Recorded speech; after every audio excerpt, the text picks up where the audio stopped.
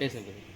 வணக்கம். என்னோட பேர் சமூக ஆர்வலர் ஞானசேகரன். நான் வந்து மதுரை மாவட்டம் வாடிப்பட்டி பகுதியிலேருந்து வர்றேன். இவர் என்னோட ஆர்டி கிளாஸில் பயிற்சிக்கு வந்திருந்தார். அப்போ நான் சொல்லிக் கொடுத்துருந்தேன். இந்த மாதிரி தொடர்ச்சியாக முறைகேடு நடக்குது, எங்கள் ஊரில் வெள்ளூரில் வந்து கண்டுபிடிக்கணும் அப்படின்னு சொன்னதில்லை.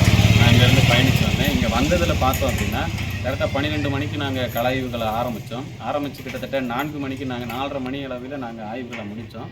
1 மணி நேரத்துக்கு 5 ரூபா தான் அப்படின்ற முதல் 1 மணி நேரம் இலவசம், மீதம் இருக்க ஒவ்வொரு மணி நேரத்துக்கும் 5 ரூபா கட்ட வேண்டும் அப்படின்னு சொல்லி தகவல் உரிமை சட்டத்தில் ஆணையை பிறப்பிச்சிருக்காங்க.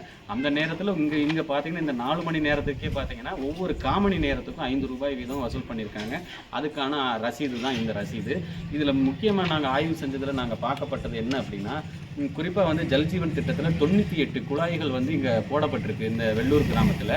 அந்த குழாய்களுக்கு பார்த்தீங்க அப்படின்னா 4 லட்சம் ரூபாய் வந்து கோட் பண்ணி அதை எஸ்டிமேட் போட்டு ஃபைனல் பண்ணி முடிச்சிருக்காங்க. அதேமாதிரி அதே மாதத்தில் 23ஆம் தேதி வந்து 3வது மாதம் 2020 அந்த வருடத்திலே பார்த்தீங்க அப்படின்னா 100 குழாய்க்கு கோட் பண்ணியிருக்காங்க. என்ன அமௌண்ட் கோட் பண்ணியிருக்காங்கன்னா வெறும் 2 குழாய் தான் வித்தியாசம், இந்த 98க்கும் இந்த 100க்கும். அதுக்கு பார்த்தீங்கன்னா 5 லட்சம் ரூபா கோட் பண்ணி செலவின கணக்கு காமிச்சிருக்காங்க.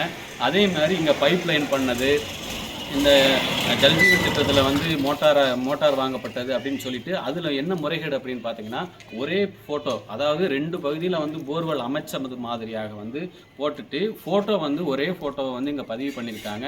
கிட்டத்தட்ட ஒரு 4 லட்சம் ரூபாய்க்கு இங்கே போட்டதில் அந்த போர்வெல்லும் உட்பட வருது. அப்படி வரும்போது என்ன பண்ணுறாங்கன்னா, ஒரு குழாயை காமிச்சு 2 இடத்துல பில்லு வந்து போட்டிருக்காங்க, சட்ட விரோதமாக நடத்திருக்காங்க.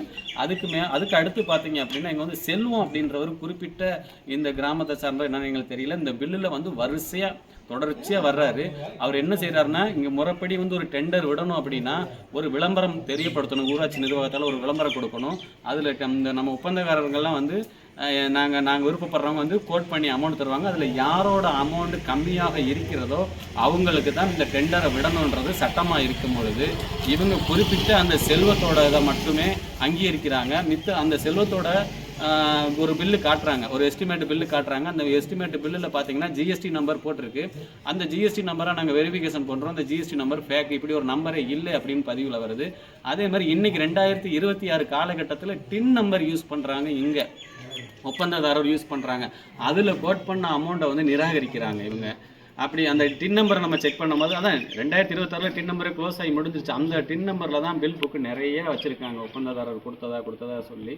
இந்த மாதிரி சட்ட விரோதமாக மக்களோட வரி பணத்துக்களை ஏமாற்றி இந்த மாதிரியான கொள்ளையடிக்கிற கூட்டமாக வந்து இந்த வெள்ளூர் ஊராட்சி கிராமம் இருக்குது.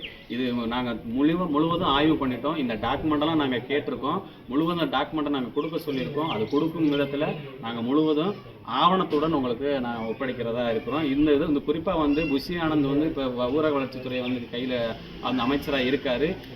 தொடர்ந்து கிராமங்கள் பூராமே, தமிழ்நாடு ஃபுல்லாக இருக்க கிராமங்கள் பூரா இந்த மாதிரியான முறைகேடுகள்லாம் நடந்துகிட்டு இருக்குது. வெளிப்படைத்தன்மை கிடையாது. நீங்கள் டிரான்ஸ்பரன்சியாக இருக்கணும்னு சொல்கிறீங்க, இங்கே வந்து எந்த ஒரு டிரான்ஸ்பரன்ஸுமே கிடையாது. ஒவ்வொரு ஊருக்கும் தனி அந்த ஏற்கனவே இருக்கப்பட்ட பிடிஓ அவர்கள்லாம் மாற்றப்படணும். இது சார்ந்த டிஆர்டிஏல வந்து இருக்கக்கூடிய உயர்மட்ட அதிகாரிகள்லாம் வந்து டிரான்ஸ்ஃபர் பண்ணணும். நீங்கள் ஆட்சி மாற்றம் ஆயிடுச்சு, இங்கே பார்த்தீங்க அப்படின்னா எந்த அதிகாரி மாற்றமும் மாறலை.